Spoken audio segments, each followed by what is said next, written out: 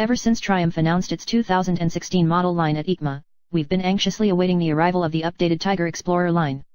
As we've noted before, the Explorer models have been divided between the XR models, which receives more street-oriented cast wheels, and the XC models, featuring dirt-friendly wire-spoke wheels. All Explorer models are based on the same platform, meaning the same engine, basic suspension specs and wheel sizes, with the designations signifying trim packages.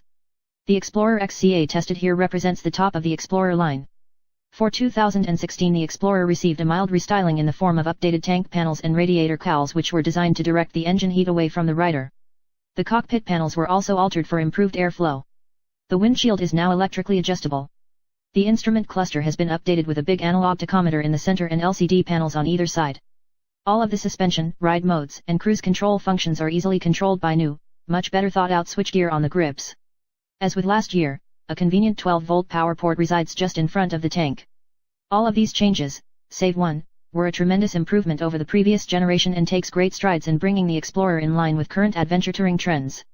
The Explorer's flat torque curve gets beefier, sooner, and the linear power delivery continues to a new, higher peak. The Explorer's flat torque curve gets beefier, sooner, and the linear power delivery continues to a new, higher peak. Unfortunately, Triumph's efforts to reduce cockpit heat aren't very effective. Whereas we had no complaints about excess heat on last year's Explorer, the front of our XCA test unit seat got so warm that we initially pulled over to make sure that the heated seat was not set on high. On the highway, riding with your knees sticking slightly into the airflow helps draw enough air into the space to ameliorate the problem somewhat, but it is still noticeable. Around town, the heat is even more pronounced. Take the XCA on an extended off-road excursion, and eventually the rider can feel the heat radiating from the tank to knees when standing on the pegs. While this isn't a deal killer for the Explorer, it is a disappointing development in an otherwise much improved motorcycle. Semi-active suspension and ride modes. The inclusion of the Triumph Semi-Active Suspension, TSAS, transformed the Explorer's dated but reliable persona that we experienced last year on our 2015 Ultimate Sports Adventure Touring Shootout into a state-of-the-art adventure touring motorcycle. To achieve this level of performance, Triumph moved to premium WP suspension components across the Explorer line with the base models getting manually adjustable items and the rest receiving electronically adjustable units. The TSAS has three modes, Auto, Road, and Off-Road. Auto mode relies on the Chassis Control Unit, CCU, to track the information gathered by the Inertial Measurement Unit, IMU, and the swing arm position sensor on terrain detection to modify the damping hundreds of times a second as it senses changes in terrain character. The road and off-road modes are optimized for those two environments.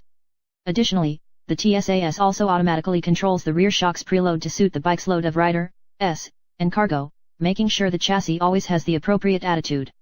The TSAS features 9 adjustment levels, ranging from comfort to sport, that can be adjusted on the fly to fine-tune the rider's preferences within the selected mode. The suspension's tunability gives the opportunity to sample varied suspension settings while riding on a particular section of pavement. Although discerning between settings that were just one level apart requires a superhuman level of sensitivity, changing in broader strokes of 2 or 3 clicks, with 3 being enough to move it from comfort to normal or normal to sport, makes the differences readily apparent. One section of freeway with a rippled surface that I regularly travel highlights how the simple manipulation of a couple buttons can increase rider comfort over the long haul. The ripples on this section of highway are spaced such that they cause many bikes to hobby horse over them. With the TSAS set in sport, this front-to-back rocking is quite pronounced and annoying. Normal mode lessens the action, but comfort simply allows the chassis to remain relatively steady while the wheels judder over the pavement. Now consider this situation, but lengthen it to say 60 miles, and the beauty of this characteristic of TSAS becomes apparent. The necessary information can be gathered at a glance. The left LCD shows the ride mode, Sport, on top, the TSAS setting, Normal, in the middle, plus a trio of user customizable information readouts. The right panel provides displays for speed, time, fuel, gear position, and engine and ambient temperatures. The necessary information can be gathered at a glance.